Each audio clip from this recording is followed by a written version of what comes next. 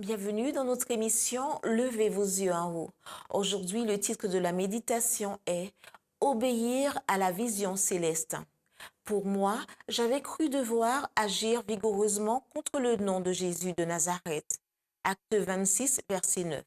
Beaucoup se placent eux-mêmes dans une situation où il est difficile de préserver son intégrité et sa pureté.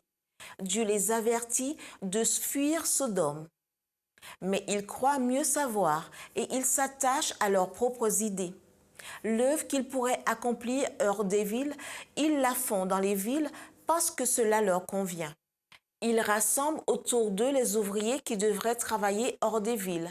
Certains de ces ouvriers sont peut-être des incroyants, mais si les intérêts religieux avaient la première place, ils pourraient être convertis.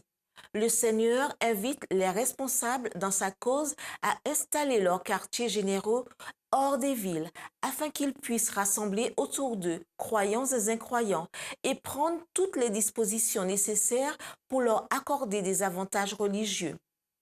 Les chrétiens seront testés et éprouvés. Mais s'ils cherchent sincèrement à servir Dieu, ils recevront la force nécessaire pour affronter chaque conflit.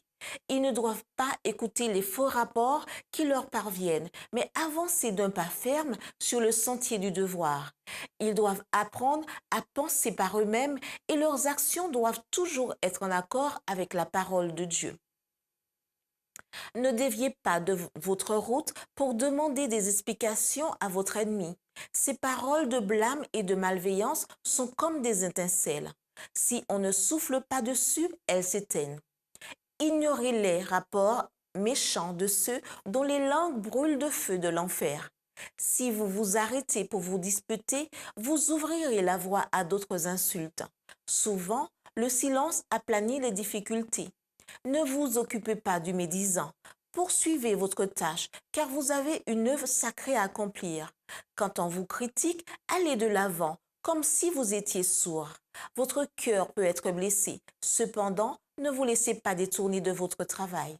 Accordez votre temps et votre attention aux matières d'intérêt éternel. Le Christ est votre exemple.